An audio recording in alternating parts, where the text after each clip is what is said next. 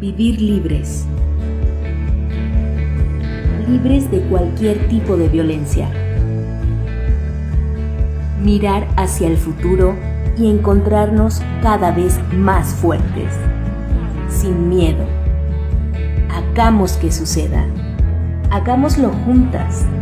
Llegó el momento de sumar esfuerzos, de trabajar todas y todos juntos, por una vida libre, libre de violencias.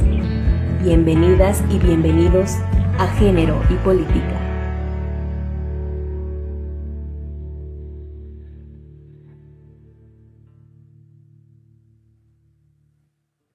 Es un gusto para mí darles la bienvenida a todas y cada una de ustedes. Por supuesto también a todos los que nos han visto durante este proyecto y las temporadas anteriores. Género y Política. En verdad, bienvenidas a esta nueva temporada, cuarta temporada de Género y Política, este proyecto del Partido de la Revolución Democrática que tiene por objetivo proveernos de herramientas, de conocimientos, de fortalecimiento y de empoderamiento para así tener más participación en la vida económica, política y social de nuestro país. Yo soy Gabriela Juárez y me da mucho gusto estar el día de hoy con todas ustedes.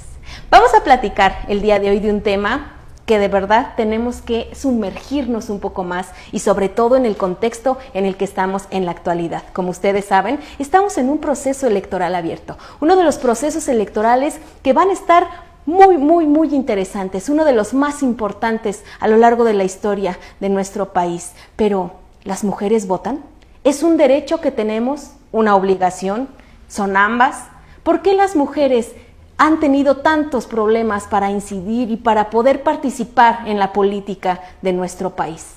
¿Qué les parece si para disipar estas interrogantes yo les presento a nuestro extraordinario panel lleno de mujeres feministas, luchadoras sociales, pero sobre todo humanas, que nos van a ayudar a entender cómo es que las mujeres podemos participar, por qué no lo han hecho y qué obstáculos hemos enfrentado a lo largo de la historia. Voy a darle la bienvenida a la doctora Carolina Mónica Gilas. Ella es doctora en Ciencias Políticas, profesora de la Facultad de Ciencias Políticas y Sociales de la UNAM e integrante de la red de politólogas No Sin Mujeres. Doctora Carolina, para mí es un gusto arrancar este programa y esta temporada con participantes como usted. ¿Cómo está?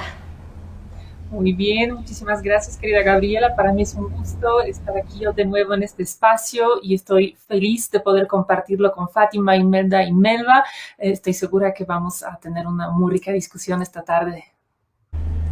Yo estoy segura también de que así será y también vamos a darle la bienvenida a la maestra Ana Fátima López Iturrios. Ella es una abogada feminista, maestra en Derechos Humanos y Paz. Ella es especialista en estudios de género y directora de la Red Nacional de Abogadas Violetas. Maestra Fátima, qué placer saludarla y arrancar este programa con usted también.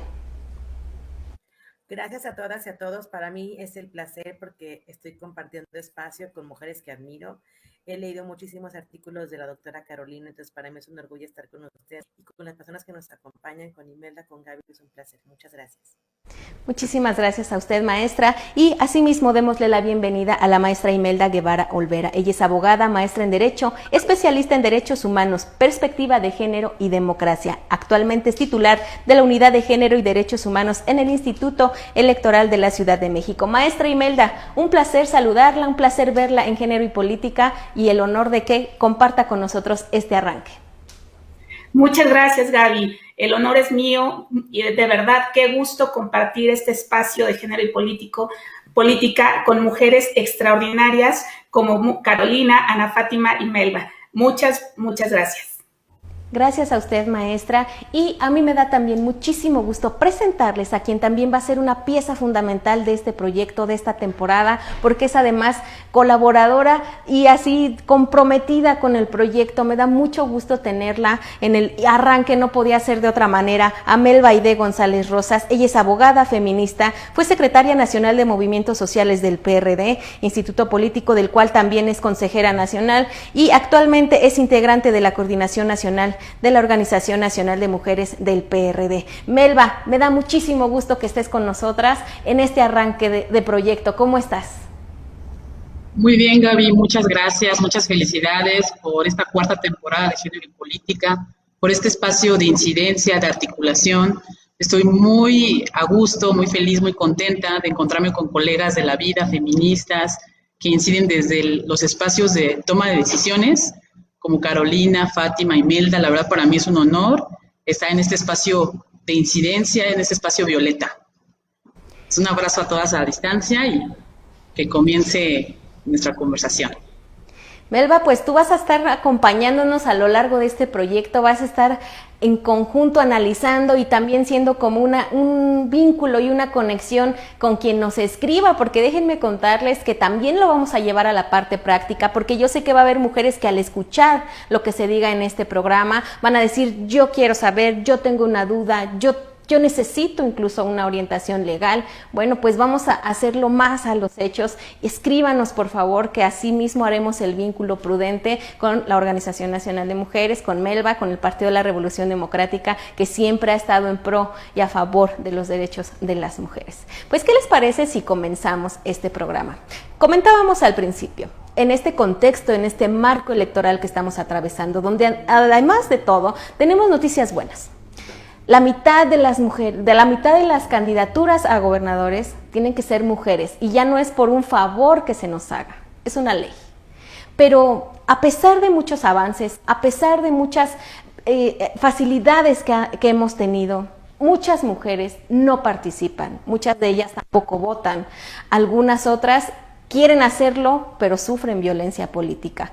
¿Cuál es el motivo? ¿Cuál es lo que origina estos problemas? Yo quisiera que me ayudaran. Vamos a comenzar, si les parece bien, con la doctora Mónica. Deme, por favor, doctora, el contexto en el que estamos viviendo. ¿Cuál es la situación de las mujeres en la política de nuestro país? Es una pregunta muy compleja, pero trataré de atenderla y responderla brevemente. En primer lugar, sabemos que la lucha por el sufragio femenino ha sido muy larga en todo el mundo, también en nuestro país, donde llevamos apenas 70 años realmente pudiendo ejercer este derecho las mujeres.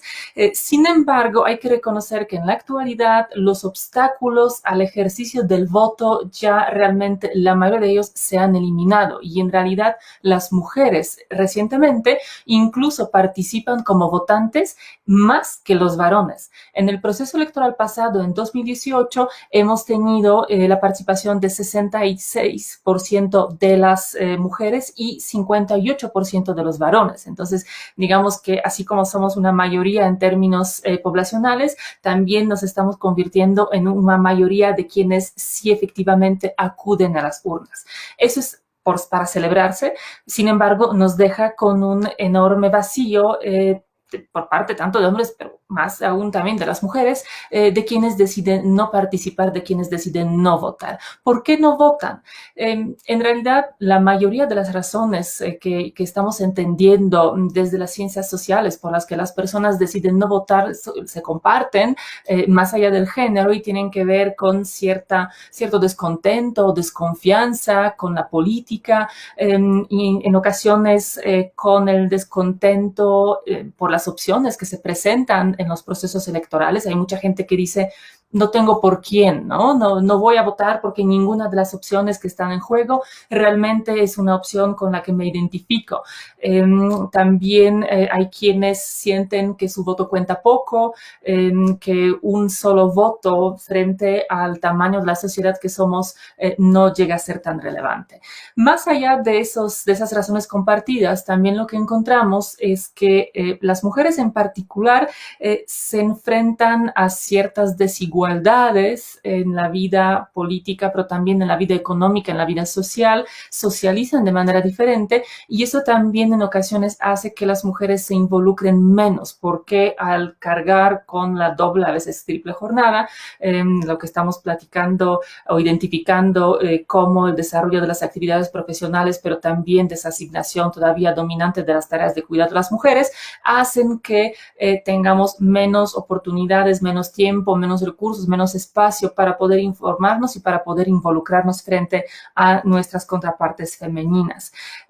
Sin embargo, también hay un lado positivo que estamos observando, es que al incrementarse el número de las mujeres que ocupan cargos, también hay una tendencia en el mundo de que se incremente el número de las mujeres que participan votando y que participan en la política también de distintas maneras. Entonces, es un panorama complejo que tiene que ver no solo con el género, sino también con otros fenómenos sociopolíticos, pero que creo que a final de cuentas tiene al menos esos dos lados positivos de que las mujeres participamos, a pesar de todo, más que los varones.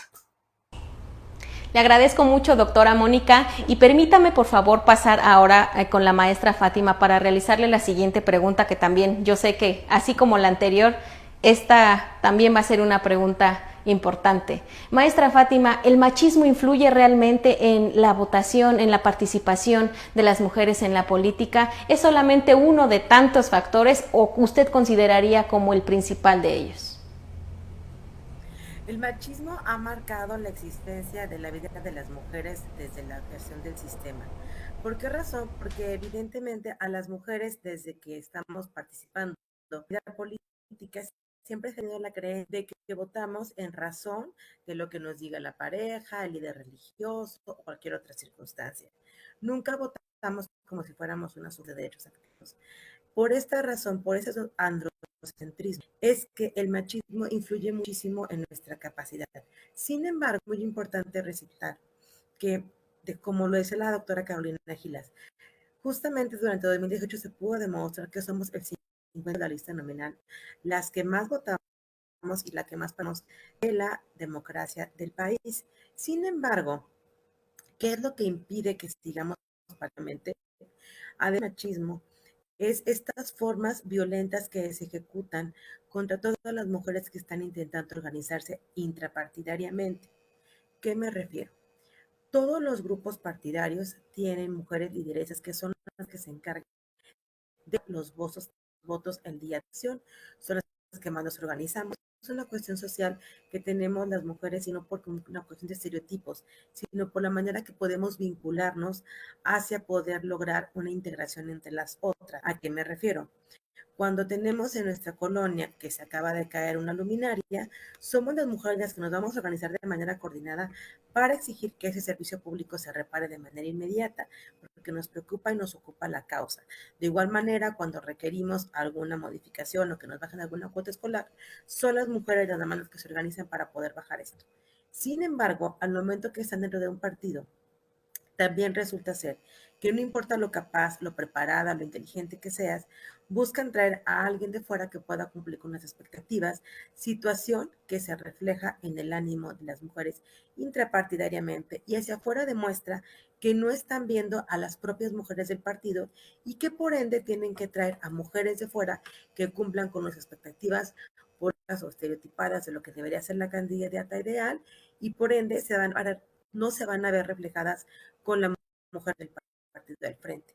Y esto no tiene que ver con un tema de que sea buena o mala la candidata, tiene que ver con la construcción del imaginario social de que sí tenemos ciertas preferencias que se han construido en base a estereotipos. Entonces sí, machismo sí aleja evidentemente a las mujeres de la pasión política, pero también el mismo machismo y la falta de interés por parte de los hombres para organizarse y para lograr la concentración efectiva del voto hace que solamente estén en la cúspide del poder, pero que no estén abajo organizando cómo moderarse y compartiendo y convenciendo a las y los compañeros a que se acerquen a las urnas a votar, que esa es la parte más importante. El propio machismo de los hombres que dicen, ay, es cosa de viejas, que ellas lo arreglen, que ellas lo superen, que ellas lo resuelvan, o para qué votamos por los mismos, es la relación que tenemos en que no haya tanta insistencia para que ellos vayan a votar, y siempre existe una sobreexigencia hacia las mujeres de que nosotros tenemos que dar el ejemplo, nosotros tenemos que participar, nosotros que tenemos que hacer, para que además, cuando ya estamos logrando todas esas partes de capacidades, rompiendo techos de cemento, de cristal, pisos pegajojos, techos de pilletes, resulta ser que no llegamos al poder porque no quieren que llegue una mujer. Entonces, evidentemente, ¿para qué voto si no voy a llegar? ¿Para qué participo si van a llegar las y los mismos, las mujeres cómodas que decía Simón de Beauvoir, que también señalaba Rosa Montero? Entonces nos damos cuenta que es una situación que involucra todo el imaginario social y el constructo que impide que podamos ejercer la democracia de manera efectiva. Eso es lo que yo considero por lo cual no tenemos tanta votación como quisiéramos. Pero ojo, yo quito la responsabilidad de las mujeres y la pongo sobre los hombres, porque nosotras sí votamos y nuestro voto vale. Así es, efectivamente vale. Y fíjese, maestra, que usted comentó varios puntos que además, a los que además yo también sumaría, y ahí voy a encaminar mi siguiente pregunta, por supuesto, para la maestra Imelda. Las mujeres, en este contexto lamentable de pandemia que estamos viviendo, no solamente en el país, sino en el mundo, pues muchas de ellas perdieron su empleo. Pero además, siempre que hay una campaña política, se enfoca a regalarle la cubeta, el mandilito, la bolsita, como si eso fuera suficiente, ¿no? Pero en esta ocasión, en este contexto, yo le preguntaría, maestra Imelda, ¿cómo va a afectar incluso la crisis económica a la hora de votar? ¿Se van a convertir las mujeres en un banco de votos al ofrecerles un dinero que pues ahorita no les va a caer nada mal porque se quedaron sin trabajo, porque la crisis económica pues es lamentablemente grande y ha aumentado aún más con esta situación? ¿Cómo va a influir esta parte económica, este contexto de crisis epidémica en el voto de las mujeres? Sí, bien lo señalas, Gaby.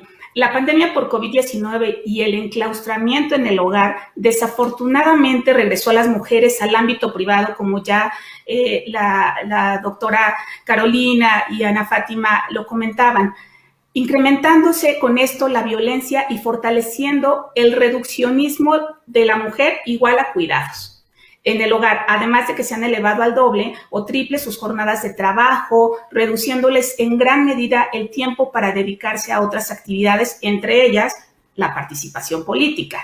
Esta pandemia ha cambiado la forma de realizar elecciones, ciertamente. Varias campañas siguen efectuándose presenciales. Sin embargo, el sistema electoral y la participación política ha privilegiado el uso de los medios digitales, lo cual ha obligado a aquellas mujeres que deseen participar a integrar recursos humanos y materiales para estos nuevos sistemas de interacción digital. Pero cabe destacar que los lineamientos también que el Instituto Electoral de la Ciudad de México emitió para garantizar la paridad de género determinan que los partidos postulen igual número de mujeres y hombres, como en todo el país, y han funcionado como una acción que ha fortalecido que las mujeres lideresas puedan competir y alcanzar puestos de toma de decisión. Sin embargo, en su entendimiento ha generado obstáculos principalmente en la postulación de mujeres, pues los partidos políticos y particularmente los hombres consideran que están otorgando sus espacios a candidaturas para mujeres. Entonces, regresando, en el caso de las mujeres, la pandemia las ha obligado a efectuar diversas acciones para proteger la salud de las personas integrantes de sus hogares, de sus comunidades, de sus pueblos, y muchas han perdido su trabajo. Se les ha incrementado la carga de cuidados no remunerados, algunas que estudiaban han tenido que dejar sus estudios por cuestiones económicas, además de que en ese contexto algunas están en riesgo latente debido a la crisis de la violencia doméstica. Todo esto ha provocado que su tiempo e interés en la participación política y electoral se vea reducida, priorizando sus energías en la remuneración económica, la salud física y emocional. No obstante, debemos difundir que se cuenta con los protocolos sanitarios que garantizan las condiciones para emitir el sufragio, y en esa medida es que debemos incentivar esta participación, debemos salir a votar, debemos de cambiar esa participación y el abstencionismo por participación para ganar espacios de poder. Gracias.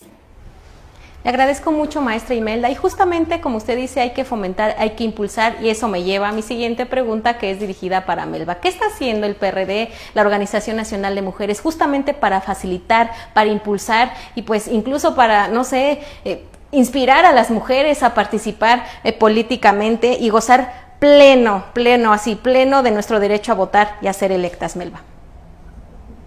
Gracias, Gaby. Pues bueno, por parte de la Coordinación Nacional de Mujeres, que somos 5 integrantes, 5 compañeras, nos dimos la tarea titánica el año pasado, un poco con la pandemia también nos movió, de instalar todas las coordinadoras estatales de las 32 entidades en la República, de compañeras con ejes transversales en sus entidades federativas, Son 5 integrantes de la Organización Nacional de Mujeres a nivel nacional y es espejo en cada uno de los estados. También tenemos comisiones de trabajo con ejes temáticos transversales como derechos humanos, participación política, diversidad sexual, derechos económicos, políticos y sociales de las mujeres. Pero dentro de todos estos ejes rectores también está nuestro protocolo para atender, erradicar y sancionar la violencia política por razón de género, donde establecimos dentro de nuestra autodeterminación como partido político dar acompañamiento a todas las compañeras militantes de nuestro instituto político para todos aquellos casos que se presenten por violencia política en razón de género durante campañas, ya sea por el propio instituto, entre personas, entre algún dirigente, en algún órgano de dirección o de representación, poder interponer la queja en nuestra autodeterminación. El paso 1 es interponer la queja como instituto político y dar acompañamiento como Organización Nacional de Mujeres. Asimismo, también queremos dar un acompañamiento hacia afuera, es decir, no solo quedarnos adentro, ¿no? en nuestro mundo político, sino también ser acompañantes de las ciudadanas y que la ONM sepan que a la ciudadanía en general podemos defender, podemos acompañar, y para ello hemos hecho acciones jurídicas pues muy concretas. Gaby y mis compañeras de este panel, por cada feminicidio que se viva en México, ya sea por violencia política o en el mundo privado, giramos un oficio a la Fiscalía Regional o Federal en su caso, asimismo a las Comisiones de Derechos Humanos como el Ombudsman Nacional o las estatales, para que se investigue con perspectiva de género las muertes violentas.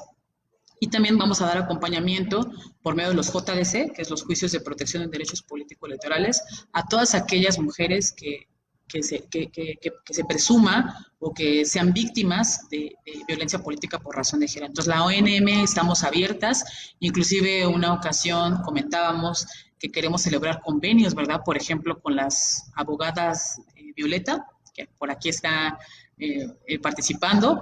¿Por qué? Porque requerimos articulación. No podemos atender de manera aislada todos los casos de violencia política y estamos abiertas desde la ONM a generar vínculos con la ciudadanía, con las académicas. Por eso este espacio de género y política es un espacio de articulación muy importante que podemos hacer incidencia no solo en el PRD, sino también hacia afuera y que la ciudadanía sepa que estamos ocupadas y preocupadas desde la ONM en hacer la diferencia y dar acompañamiento a todas las mujeres que así lo requieran.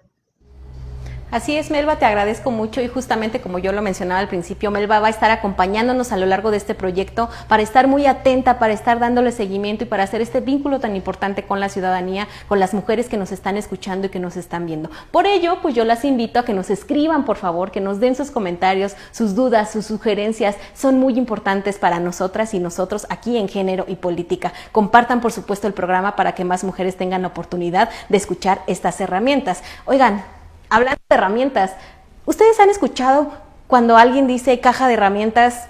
¿Qué les viene a la mente?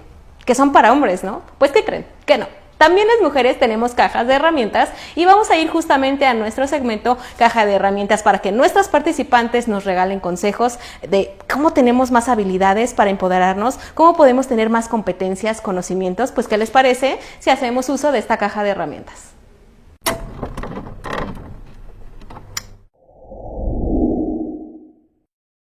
Creo que uno de los conocimientos básicos que tenemos que tener las mujeres para poder reconocer nuestro liderazgo político es lo que sí somos capaces y confiar en nuestros instintos y en lo que estamos haciendo como mujeres.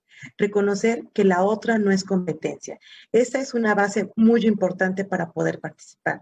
Mi problema no es con la otra o con otras mujeres.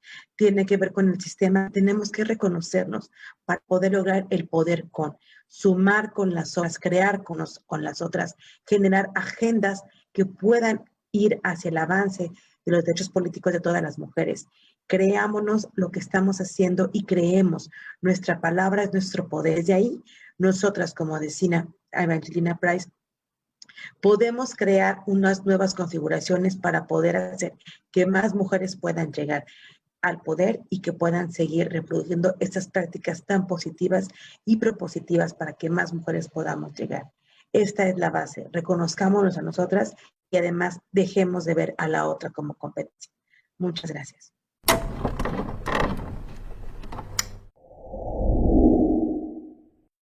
¿Qué les pareció? ¿Ustedes qué otras herramientas consideran importantes? ¿Por qué no nos dicen, nos escriben? Es más, mándenos su video para que también lo podamos meter en esta sección y tengamos una caja muy grande de herramientas que podamos compartir con nuestras amigas, con nuestras hermanas, con la vecina, con la tía en el trabajo. Así que envíenos sus videos, sus comentarios, por favor, y sobre todo denle like a la página para que muchas mujeres se unan a esta comunidad de género y política. Continuemos con nuestro programa del día de hoy. Estamos hablando sobre el derecho de las mujeres a votar y ser electas. Quisiera preguntarle a la doctora Carolina, desde la academia, ¿qué políticas públicas considera usted prudentes, necesarias incluso, para que las mujeres impulsemos la participación ciudadana de las demás, en el caso de las que ya están en el uso del poder, para que todas las mujeres puedan participar, incidir en la vida política y pues reducir así a lo más que se puede el abstencionismo electoral? ¿Qué políticas públicas considera, doctora?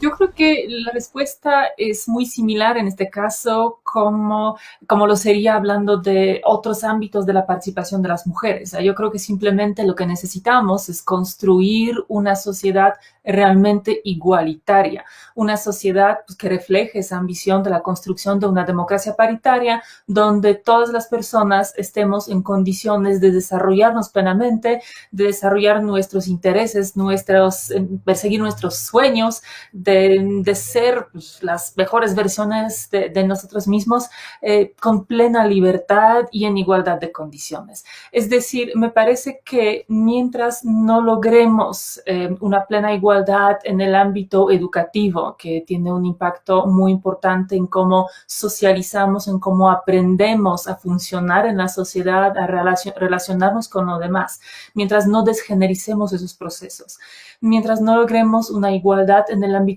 económico que va a permitir una plena independencia de las mujeres, que les permitirá un acceso al mercado laboral a desarrollarse también como cada una de ellas decida. Mientras no logremos un nuevo pacto social que nos permita también distribuir o redistribuir, mejor dicho, las tareas y responsabilidades de cuidado que seguimos asignando predominantemente a las mujeres para hacerlo de una manera paritaria, de una manera más igualitaria y donde el Estado tendría que estar apoyando a las mujeres en que puedan ellas, digamos, aminorar la carga que en este sentido están ahora todavía llevando a cuestas. Todo eso contribuye y genera condiciones para que las mujeres podamos participar, como votantes, para que podamos participar como funcionarias electorales, para que podamos participar como militantes de los partidos políticos, pero también para que nos involucremos en las organizaciones de sociedad civil y en todos los demás mecanismos de participación política que existen, ¿no? Entonces, creo que las políticas en general tienen que ser políticas que pretendan construir la igualdad, y creo que eso implica que esa famosa perspectiva de género que se supone que el Estado mexicano ya desde hace tiempo está obligado a implementar, se vuelva por fin una realidad para que todas las decisiones públicas que se tomen, legislativas, administrativas, judiciales, las que sean, para que cada centavo del presupuesto público de cualquier nivel que se gaste, cada una de esas cosas tiene que ser analizada desde la perspectiva de género, preguntándose si genera, cuál es el efecto que genera en la sociedad, en las personas, y si hay algún sesgo relacionado con el género de las personas. Y hay que asegurarnos de que todas esas políticas, de que todos esos recursos siempre se gasten de una manera que no perpetúe las desigualdades en las que estamos viviendo, sino que, por el contrario, contribuya a disminuirlos y contribuya en ese sentido a construir la igualdad y a empoderar a las mujeres y a las niñas en el país. Cuando logremos eso, también vamos a lograr, por supuesto, una mayor posibilidad, capacidad de las mujeres para involucrarse en la vida política del país. Le agradezco mucho, doctora. Maestra Fátima, ¿usted coincide con lo que nos acaba de decir la doctora Carolina? ¿Usted tiene alguna otra propuesta o qué otras políticas públicas considera urgentes para impulsar la participación de las mujeres en la vida política del país? Definitivamente sí coincido con la doctora Carolina porque es un tema muy importante que tenemos que analizar a profundidad. Exigimos que las mujeres participen activamente, exigimos que lleguen a los primeros espacios, pero cuando están llegando a los primeros espacios no son las elegidas. ¿Qué políticas públicas tendríamos que hacer? Tendríamos que ver que las designaciones, a partir de que ya tenemos la paridad en todo, sí tengan una carga de obligatoriedad para que puedan llegar definitivamente las mujeres. A lo largo de lo que hemos revisado, el caso de Chihuahua, donde un consejero electoral presidente, la sala superior ordena que ya no quede él como presidente, da un gran pie para que las mujeres podamos ingresar. ¿Cómo era posible que si el tribunal en su mayoría estaba organizado por hombres y que nunca habían tenido de presidenta a una mujer, porque primera vez fue una consejera Claudia Arlette Espino, inmediatamente decidieran que a pesar de que las mejores calificaciones habían sido para mujeres, votaran por un hombre para presidente del Consejo Electoral? ¿Qué es lo que estamos viendo? Estamos viendo un cambio y tenemos que pedir más políticas públicas que logren hacer que puedan llegar a los espacios de altas responsabilidades, porque aquí lo podemos ver simplemente en la política nacional, en el combate a la corrupción.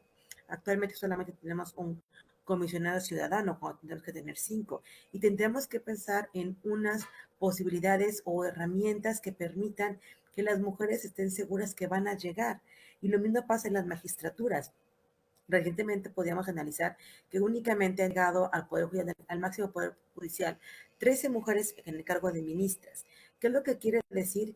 Que de los 184 años que tiene la Suprema Corte de Justicia de la Nación, casi cada década llega una mujer y las 3 últimas están actualmente ahorita, en 2021. ¿Qué tenemos que hacer? Tenemos que elaborar e impulsar que la paridad se cumpla. Lo decimos desde el activismo, lo decimos en cada participación que tenemos en cada espacio y lugar. Sin embargo, la resistencia patriarcal y machista es la que impide que las mujeres puedan llegar efectivamente a los cargos de altas responsabilidades, a los cargos de elección, a ocupar los puestos de gobernadoras, porque se sigue considerando que no somos lo suficientemente capaces, preparadas, y esto va aparejado de la enorme distribución de estereotipos a lo largo y ancho del país, donde se sigue creando la propuesta de que las mujeres no somos lo suficientemente preparadas para poder estar, cuando nunca se han preguntado por la preparación de los hombres que han los primeros puestos de decisión. Entonces, una de las políticas que considero que tendría que ser sumamente importante es buscar mecanismos que puedan visibilizar a las mujeres para que lleguen a los máximos espacios de toma de decisión y asimismo poder hacer que la representación de las mujeres en estos espacios pueda bajar hacia todas las demás mujeres jóvenes que puedan en igualdad de condiciones poder aspirar con certeza de que van a poder llegar. Porque siempre las invitamos a que participen de las designaciones públicas, a que participen de las candidaturas, pero al momento de que llegan, el recurso que tienen que darse las mujeres, si hacemos una comparativa de cuántos recursos llegó a los hombres y a las mujeres durante esta campaña, va a pasar lo mismo que en el reciente estudio del INE, donde en medios nos dimos cuenta que el 63% está más acaparado por los hombres que por las mujeres, porque a pesar de que tenemos lineamientos, articulación, siguen negándonos la posibilidad de ver y tener el mismo espacio en medios de comunicación que la de los hombres, porque siguen considerándonos que no somos lo suficientemente aptas para llegar. Entonces tendríamos que articular mejor, perfeccionar esos organismos para que las mujeres sí puedan llegar, sí puedan ser magistradas, juezas, candidatas, gobernadoras, regidores. Muchísimas gracias. Gracias a usted, maestra Fátima. Melba, dentro de las actividades que se realizan en la Organización Nacional de Mujeres, pues por supuesto que hay muchas propuestas, muchas de ellas se han pues ya plasmado en papel, como tú decías, se han hecho denuncias también en la Fiscalía. Ustedes que lo han llevado más a la práctica, ¿qué políticas públicas se han impulsado y cuáles serían las que faltan por impulsar, Melba? Mira, Gaby, en ese sentido, también decirte que el 3% que tenemos como presupuesto para el empoderamiento y liderazgo político de las mujeres, se ha tocado 3 rubros importantes, que es la capacitación, divulgación e investigación. Y dentro de ello llevamos a cabo 2 diplomados muy interesantes el año pasado con la UNAM. Suscribimos un convenio de colaboración con ellos y tuvimos uno exclusivo de políticas públicas con perspectiva de género, donde nos pareció muy interesante desde el diseño de una política pública, desde el presupuesto participativo y desde qué situación en concreto se puede llevar a cabo. Y vimos que hay muchísimas situaciones que podemos abordar desde el aspecto municipal. Hoy que la mitad de la paridad horizontal, es decir, la cabeza de todas las presidencias municipales del país, el 50% van a contender y van a asumir este espacio de toma de decisiones muchas mujeres. Creemos que es muy importante desde el primer contacto, desde el gobierno directo, que es el municipio, tener políticas públicas desagregadas por sexo, con enfoque interseccional y con perspectiva de género. Por ejemplo, para las mujeres adultas mayores, para las adolescentes, para los embarazos, el tema de salud y salud reproductiva, el tema de una pensión. Recuerdo mucho que también hablamos del ingreso básico universal, que era una política económica que se ha abordado, y decíamos, ¿por qué no desagregarla por sexo y por género? Escuchando a mis diferentes compañeras, el uso del tiempo, la triple jornada, el trabajo doméstico, que no es reconocido, que no es remunerado, pero que aporta al Producto Interno Bruto un 30% del mismo. Es importante empezar a permear el hecho de que el trabajo doméstico sea reconocido, remunerado y visibilizado. ¿Y por qué no generar un ingreso básico universal con perspectiva de género a todas las mujeres que se dedican a la crianza del hogar? Nos dedicamos, ¿no? Porque a veces hablamos de terciariar ese discurso de que se dedican, pero yo también tengo doble, triple jornada en mi hogar, con la crianza de mi hijo, en este espacio, y todas las que estamos aquí tenemos dobles, triples jornadas diferentes. Hay quienes sentimos más ese piso pegajoso, ¿no? Que no nos deja avanzar, o esas paredes de cemento, o esas cadenas que nos atan, y la participación política, pues, ¿en qué momento vamos a pensar en participar políticamente, en incidir? Entonces, las políticas públicas deben ser con perspectiva de género, con una metodología científica, desde lo municipal, y va permeando a lo estatal y también en lo nacional. Y es muy importante, también estamos revisando los presupuestos que tengan esa perspectiva de género y no den marcha atrás, porque si queremos participar en política, también en la incidencia privada, hoy que estamos confinadas o que las familias se confinaban en sus espacios privados, nos dimos cuenta que eso no paró. El trabajo doméstico, la preparación de alimentos, el cuidado de los enfermos, eso continúa y es una densa tarea económica y requiere el sistema económico y político tener esa perspectiva obligatoria para cambiar las condiciones como mujeres que estamos viviendo. Así es, Melba, fíjate que tocaste un punto que a veces pareciera que se nos olvida, que cuando hablamos decimos, es que las mujeres que están en su casa, estamos, porque sí es cierto, que tenemos doble, triple jornada. Muchas de las que estamos ahorita aquí, cuando terminemos el programa, a lo mejor vamos a ir a ver la tarea del niño, a ver si sí la terminó y si la hizo bien mientras estábamos en este programa. Vamos a ir a ver si ya está la comida, o vamos a ir a alguna otra de las muchas actividades que realizamos. Y justamente muchas de las mujeres con las que platicábamos en la calle, en los WhatsApp, en los mensajes que nos envían, nos comentan eso. ¿Cómo quieren que participe en política si no tengo tiempo ni para peinarme, si no tengo tiempo ni para sentarme a respirar un momento? Y eso, yo creo que también tienes mucha razón, Melba, hay que poner mucha atención en esa parte y de verdad resolver que las mujeres no tengamos tantos obstáculos a la hora de querer participar, que una parte de la economía no sea un obstáculo, que la violencia doméstica tampoco lo sea, porque muchos factores son los que a veces impiden. A lo mejor la situación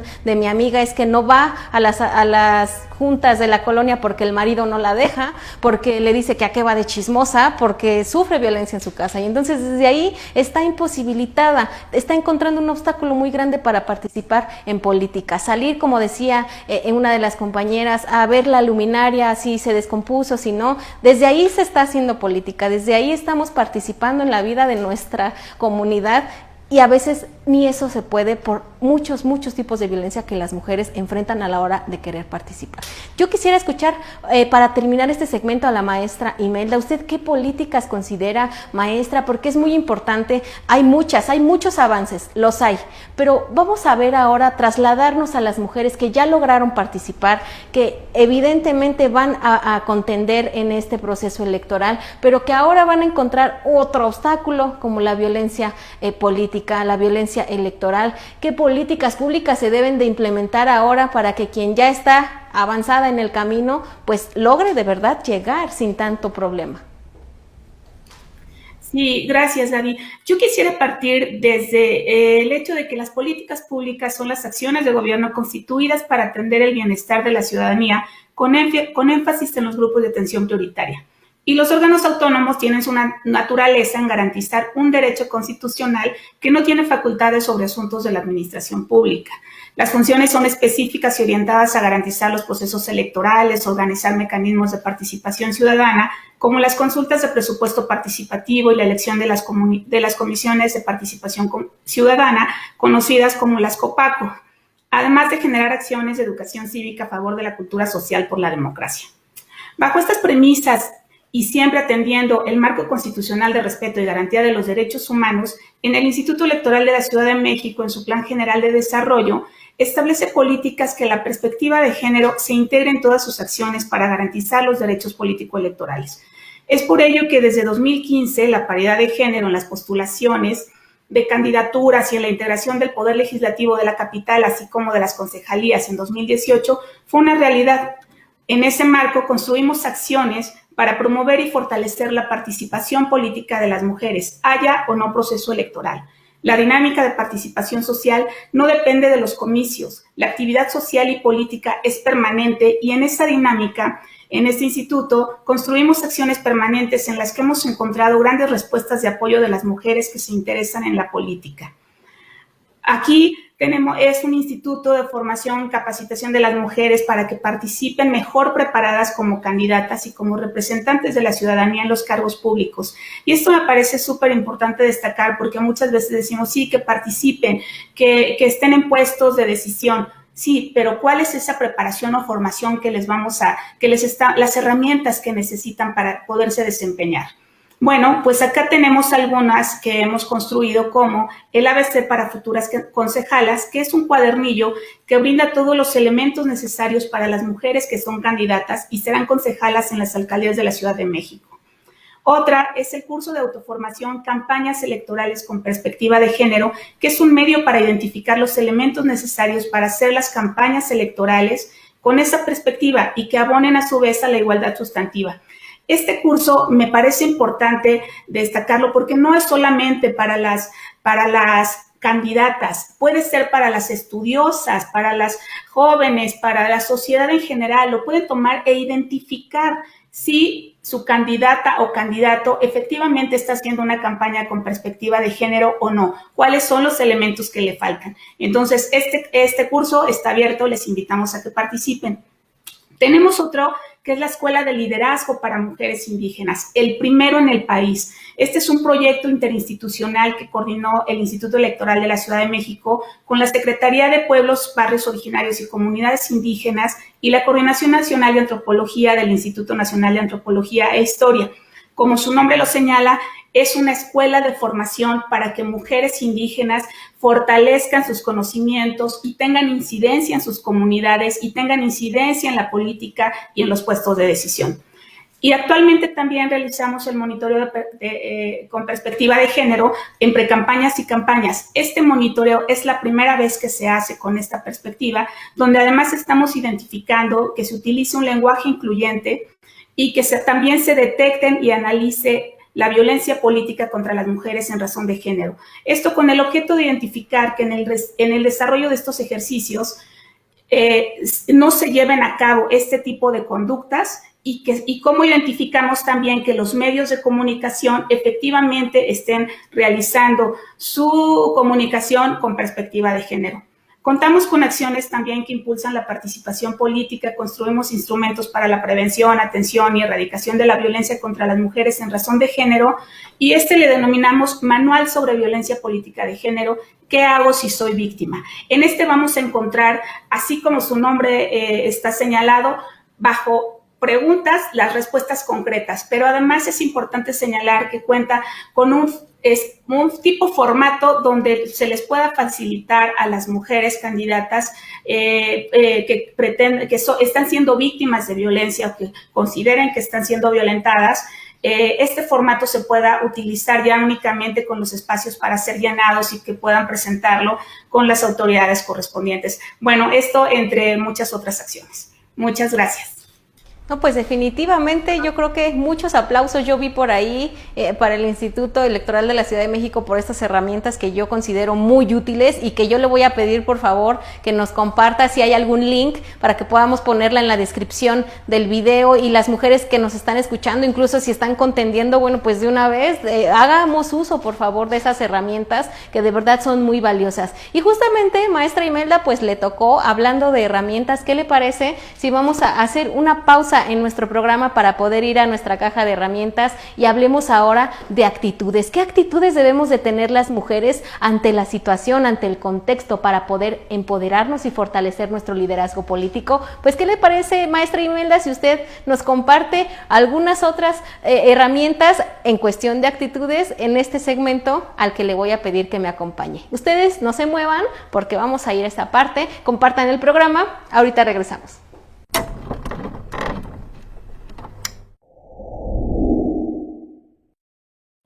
Gracias, Gaby. Mira, desde mi punto de vista, las actitudes también se incentivan. Entonces, para lograr ese incentivo, necesitamos 5 cosas que he identificado. 1, el reconocimiento pleno de los derechos de las mujeres por parte de las dirigencias de los partidos políticos y de las estructuras de los poderes públicos. 2, implementar campañas electorales con perspectiva de género. 3, implementar procesos de capacitación y formación política con enfoque de género. 4, implementar procesos sancionadores al interior de los partidos políticos contra la violencia política contra las mujeres en razón de género, para la erradicación de conductas discriminatorias desde el origen de la participación política. Y 5, promover la paridad de género en las estructuras organizativas de los partidos políticos y la alternancia en las dirigencias locales y nacionales.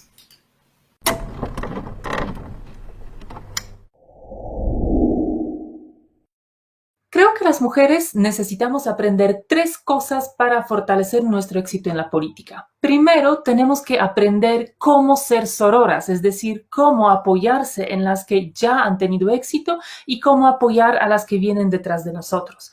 Segundo, tenemos que aprender a cómo movernos o cómo utilizar las instituciones. Tenemos que aprender cómo funcionan normativamente, pero también cómo operan tras bambalinas para que podamos ser efectivas a la hora de promover políticas públicas, a la hora de articular nuestras ideas y tratar de realizar las agendas que son importantes para nosotras. Y tercero, tenemos que aprender a introducir la perspectiva de género en diferentes aspectos, en los discursos que damos, en las decisiones que tomamos, en las políticas públicas que proponemos, en los presupuestos que ejercemos y demás. Necesitamos asegurarnos que en todos esos ámbitos estemos siempre analizando, siempre cuidando el impacto que las decisiones pueden tener sobre la igualdad de género. Creo que con esas 3 habilidades vamos a ser capaces de fortalecer nuestra participación política y vamos a ayudar también al mismo tiempo a construir una sociedad más igualitaria.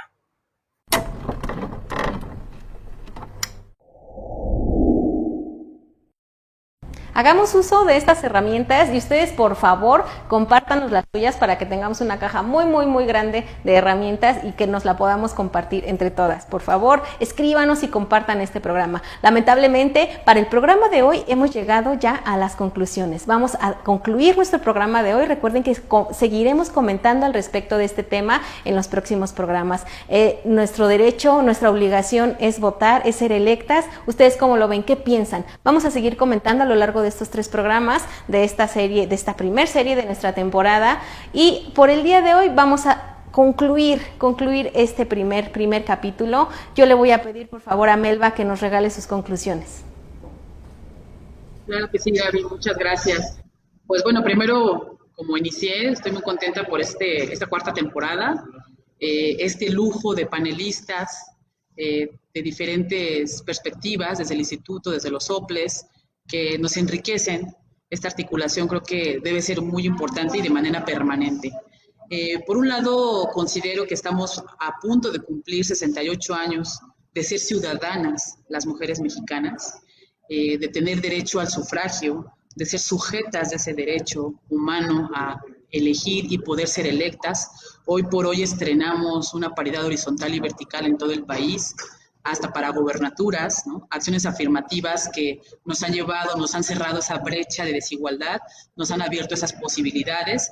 Y no quiero dejar de mencionar que le debemos todas estas topías, estos logros al movimiento feminista, a nuestras ancestras. Hoy recuerdo a la ancestra ilustrada feminista, Olympe de Gouges, que fue quien escribió el primer panfleto, ¿verdad?, de nuestros derechos como ciudadanas, y fue llevada a la horca, a la guillotina.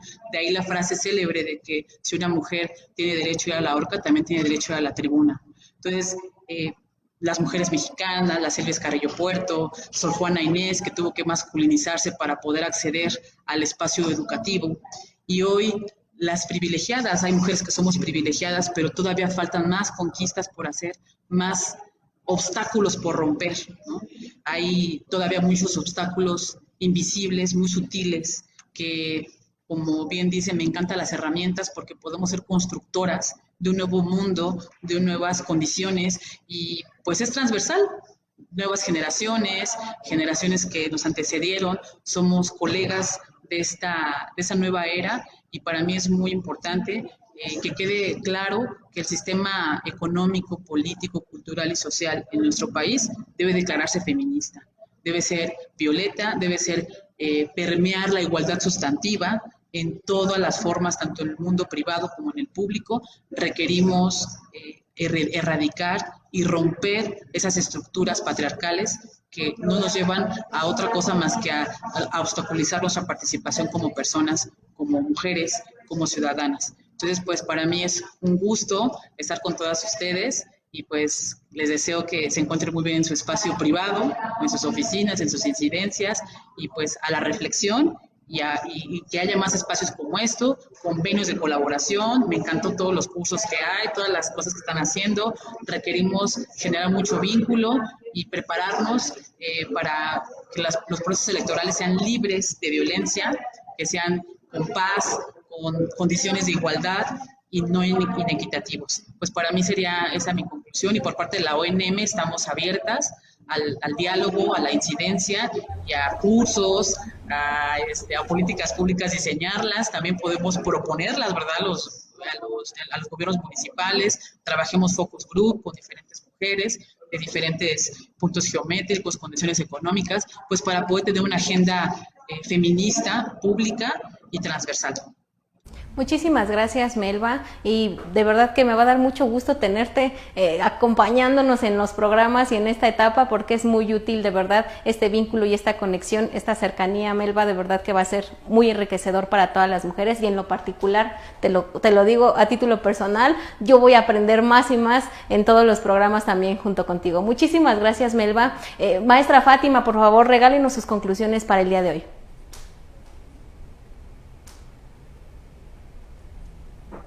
Creo que es muy importante que después de esta plática, donde hemos visto cómo la participación política de las mujeres es lograda a través de un gran esfuerzo, de un gran trabajo, de muchísimas mujeres, de nuestras ancestras, también es importante hablarle a las mujeres que están ahorita participando y decirles gracias.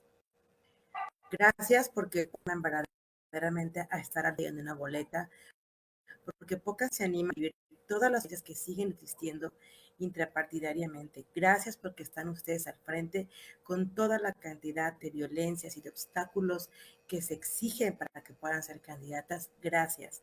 Agradecerles a ellas que ahorita están trabajando, participando, y sobre todo impulsar también compañeras que vienen abajo y quieren llegar, que el primer herramienta que deben de utilizar para poder seguir participando en el espacio público es la autoestima. La autoestima es la base para que podamos seguir generando y creando condiciones favorables para nosotras. ¿Por qué? Porque el sistema machista y la resistencia que existe nos va a impedir que podamos participar de manera igualitaria en condiciones de equidad y efectivamente de los espacios de toma de decisión. Por ello tenemos que tener muchísima paciencia, tenemos que tener unas prácticas íntegras hacia nosotras de autocuidado. Y esto es algo muy complejo, pero cuando me refiero a la palabra paciencia, no a tolerar propio, la paciencia conmigo misma de que a lo mejor hoy no di un buen discurso, pero mañana lo voy a hacer mejor. A que sepamos que a lo mejor hoy fue un mal día, pero que quizás mañana todo pueda cambiar, y son herramientas que casi nos dice, pero que pasan día a día intrapartidariamente y en cualquier espacio de alta responsabilidad de toma de decisión. ¿Por qué? Porque a las mujeres se les sobreexige todo el tiempo. Cómo vamos vestidas, desde cuánto conocimiento tenemos, desde qué tenemos que decir, cómo lo tenemos que decir, cómo tendríamos que lucir. Entonces sí quiero cerrar con que la participación política de las mujeres es muy importante, pero también es muy importante que podamos empezar a utilizar palabras como autocuidado, autoestima, autorreconocimiento, y también por cada uno de los esfuerzos que estamos haciendo, y reconocer esto va a continuar, no lo vamos a cambiar nosotras, quizás tampoco las que vengan, pero estoy segura que quizás las nietas o mis bisnietas van a poder ver un mundo más igualitario, tanto paritariamente como sustantivamente, de manera tal que puedan llegar diversas voces con grandes ímpetus a generar verdaderos cambios de manera estructural. Porque siempre me gusta citar en esta parte a la doctora Jennifer Piscopo, cuando decía en el último texto, las mujeres no somos unicornios que llegamos a cambiar todo cuando estamos al frente del poder, sino que tiene que ver con una estructura y con una cultura social que nos permita que podamos sostenernos en nuestros espacios. Y por ello es muy importante que conozcamos, nos demos el permiso de equivocarnos y continuemos participando de todo, y las estructuras y las otras que se van a seguir poniendo en nuestro camino. Muchísimas. Muchísimas gracias, maestra Fátima. Fíjese que usted me recordó mucho a la maestra Lagarde, Marcela Lagarde, que justamente nos hablaba de un término. En una ocasión tuvimos la oportunidad de hacer el ABC del feminismo, y ella nos explicaba conceptos o palabras que nos servían como mujeres, pero nos las explicaba justamente así. Ella usaba mucho esa palabra que a mí se me quedó muy grabada, mismidad, el término mismidad, que justamente hablaba de reconocernos a nosotras mismas y de saber que no siempre podríamos lograr todo, porque justamente no somos mágicas, no somos milagrosas, pero siempre vamos a aprender incluso de los días malos, hablar hacia adentro de las mujeres, tener ese reconocimiento y ese autoapapacho, hacer esa mismidad, estar con nosotras mismas, es muy, muy importante, maestra Fátima. Yo le agradezco mucho su participación y por supuesto esos tips, esas herramientas que comparte con las mujeres que nos están viendo. Doctora Carolina, por favor, regálenos sus conclusiones para el día de hoy. Muchas gracias. Yo siento que hemos tocado muchos temas en estos breves momentos y hemos reconocido los avances, pero hemos resaltado mucho los retos que tenemos por delante, los pendientes que todavía hay en nuestro país para poder construir una democracia paritaria. Entonces, yo quisiera concluir con una perspectiva un poco más optimista y quisiera invitar a todas y a todos a que veamos estas próximas semanas, a que veamos este proceso electoral en curso como una enorme oportunidad. Reconozcamos y veamos este proceso como una enorme oportunidad para, por un lado, solidificar, fortalecer la paridad en los espacios legislativos a nivel federal y en las entidades federativas. Veámoslo como una oportunidad de avanzar con la paridad de género a nivel de los poderes ejecutivos, a nivel de las gubernaturas, que por fin, por primera vez, tenemos una cantidad histórica de las mujeres que tienen oportunidad de ganar, de convertirse en gobernadoras. Aprovechemos esa oportunidad para transformar los ayuntamientos donde todavía falta mucho por lograr una paridad, especialmente en el puesto, en el cargo de las presidencias municipales.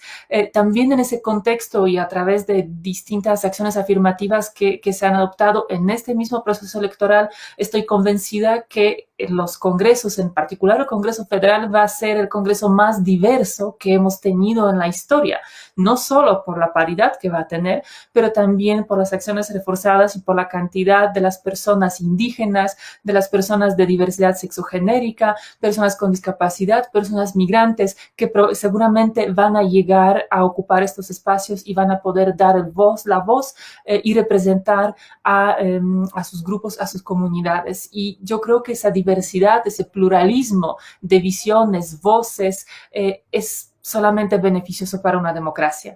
Las decisiones políticas que se tomen en todos los niveles, mientras más diversidad reconozcan, mientras mayor número de intereses y necesidades y problemas identifiquen y ubiquen desde los ojos de las propias personas que los viven, creo que eso nos abre posibilidades de generar mejores decisiones, mejores políticas públicas y en ese sentido también avanzar en la construcción de la democracia. Sé que con eso los retos tampoco concluyen. Ya hemos visto que la llegada de las mujeres, más mujeres, no necesariamente significa más poder para las mujeres, que sigue habiendo muchos obstáculos. Hay que identificarlos, hay que enfrentarlos, pero también creo que estamos a escasos 18 días de la jornada electoral que nos debe hacer visualizar o simplemente reflexionar sobre esa enorme oportunidad que tenemos de impulsar esa diversidad, de reconocer el pluralismo y en ese sentido de lo importante que es que vayamos a votar todas y todos el próximo 6 de junio, que es quizá la herramienta más poderosa que tenemos las ciudadanas y los ciudadanos para construir una democracia igualitaria, una sociedad paritaria. Muchísimas gracias por la oportunidad de estar con ustedes en ese espacio. Fue un enorme gusto de coincidir con mis queridas colegas. Muchas gracias, Gaby.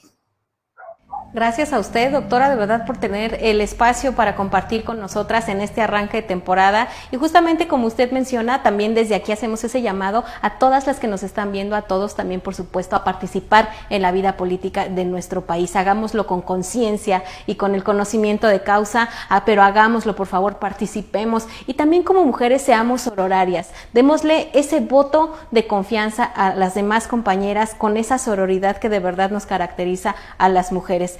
Hemos platicado que uno de los obstáculos que se enfrentan a la hora de querer participar es que no se les considera capaces, que no se les considera suficientes, pero lamentablemente muchas mujeres a veces se rehúsan a votar por mujeres porque tampoco consideran que sean capaces para llegar y detentar un lugar de poder. Pues es momento de cambiar y de romper con esos estereotipos. Mujeres apoyando mujeres. Eso sería algo muy maravilloso en este país, que de verdad juntas y les hagamos saber, como decía la maestra Fátima, que además de agradecerles que tengan la valentía de enfrentar los obstáculos para participar, que sepan que no están solas y que atrás de ellas estamos todas aquí esperando y siguiendo ese camino de construcción que día con día vamos a seguir avanzando para, como también dice la doctora Carolina, enfrentar los retos que salgan, porque llegamos, rompemos uno y lamentablemente salen los demás, pero bueno, somos mujeres, tenemos una historia bastante grande, una historia de mucha lucha. Yo les agradezco mucho. Voy ahora a pedirle, por favor, a la maestra Melda, por favor, que me regale sus conclusiones para el programa del día de hoy. Con mucho gusto, Gaby. Pues bueno, tenemos una importante misión para incrementar la participación político-electoral y una de las principales es educar en el ejercicio de los derechos humanos y particularmente en el contexto en el que estamos desarrollando esta plática, pues en el de los político-electorales. Como ciudadanía tenemos conocimiento de su existencia, sin embargo, se desconoce cómo ejercerlo, se ignoran las estrategias y mecanismos que existen para involucrarse y poder alzar la mano y ser partícipe en la toma de decisiones. Desde informarse y votar por la persona candidata hasta ser una persona tomadora de decisión e integrar la voz de la ciudadanía en su agenda. Por otro lado, es importante reconocer las capacidades de los liderazgos de mujeres jóvenes, así como sus aportaciones a la vida pública del país. Afortunadamente, hemos avanzado en la normativa y estrategias para integrar la perspectiva de juventudes en las políticas y normas que rigen el sistema político electoral. Sin embargo, gran parte de su implementación se ha quedado en la norma y muy pocas instituciones la han puesto en práctica, minimizando las acciones juveniles y desacreditando sus argumentos y obstaculizando el ejercicio de sus participaciones. La reforma para reconocer la violencia política de género y la paridad en los 3 órdenes de gobierno consistieron en un importante avance en la progresividad de los derechos político-electorales de las mujeres. Sin embargo, es necesario efectuar acciones adicionales para evitar retrocesos. Desafortunadamente, la pandemia a nivel mundial perjudicó estos avances alcanzados, reconocidos, y por eso es necesario incrementar la voluntad política para garantizar la aplicación efectiva de estas reformas y promover la representación de las mujeres en todos los puestos de toma de decisión. Y uno de nuestros lemas en el Instituto Electoral de la Ciudad de México es justamente: va por ellas, va por nosotras y va por todas. Muchas gracias, fue un honor compartir esta mesa con ustedes. Muchísimas gracias también a usted, maestra Imelda, y por supuesto que hay que también seguir ese lema: va por ellas, va por todas.